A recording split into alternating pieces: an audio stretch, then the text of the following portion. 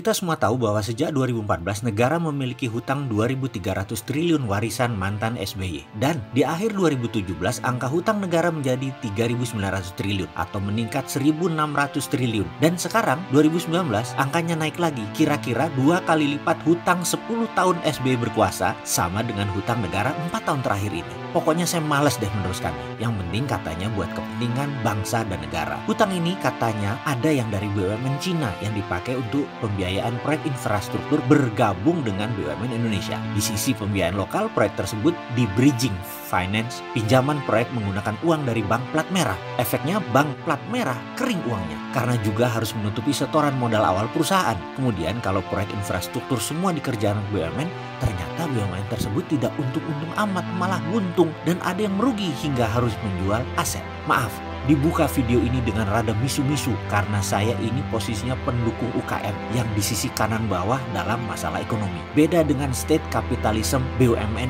yang kiri atas, berbisnis menggunakan kekuatan negara. Kita seberang-seberangan. Saya juga gerah dengan tingkah pola BUMN yang direksinya gajinya gede-gede banget dan isinya BUMN sering dikeruk pejabat dan politikus senayan. Yang benar-benar kejam buat negara itu sedikit. Karena itu saya juga mohon maaf kalau 2 tahun lebih saya mengkritik infrastruktur yang menurut saya banyak salah desain, salah bangun karena terburu-buru. Di sisi lain, hal ini membuat saya dihujat sebagai tidak NKRI karena tidak setuju infrastruktur. Kok begitu ya? Jauh bener nuduhnya. Sekali lagi saya katakan, saya tidak setuju cara membangunnya yang memakai hutang, memakai teknologi Cina dan memakai orang Tiongkok.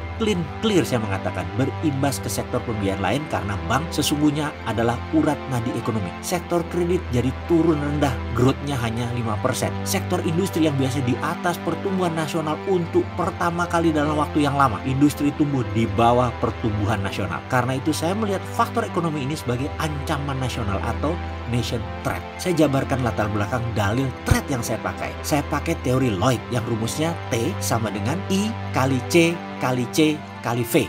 Atau threat sama dengan intention kali circumstances kali kapabilitas kali vehicle yang dilakukan oleh Cina Tiongkok terhadap Indonesia. Dalam buku China Private Army dengan subjudul Protecting the New Silk Road jelas mengatakan instrumen penerapan hegemoni Cina dalam penaklukan sebuah wilayah adalah dengan debt trap. Dan bagi saya Indonesia sudah jatuh dalam jebakan tersebut. ICCV semua sudah terbukti. Intention, circumstances, kapabilitas, dan vehicle sudah membuktikan ke arah sana. Dan saya mengatakan secara gamblang, ini memenuhi kaidah negara terancam. Dan semua ini sudah memasuki titik rawan. Dalam pelajaran dasar kami diajarkan dulu di akademi, kerawanan kalau dieksploitir akan menyebabkan kelumpuhan. Siapa yang mengeksploitir? Kapan dilakukan? Saya tidak tahu. Sahabat semua boleh merenungkannya. Bagi saya melihat banyak kerawanan-kerawanan. Sungguh, saya khawatir. Saya dalam dilema besar. Boleh saya jujur dan terbuka atau saya harus diam. Masalahnya lagi, yang pro Cina itu banyak di lingkaran pejabat negara. Jadi capek kan?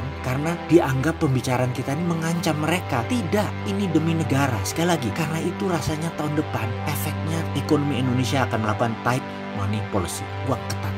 Ekonomi stagnan, ekonomi macet jalan di tempat. Tapi pasti ada sisi positifnya. Apa itu? Mudah-mudahan analisa saya salah. Mudah-mudahan saya salah membaca ancaman.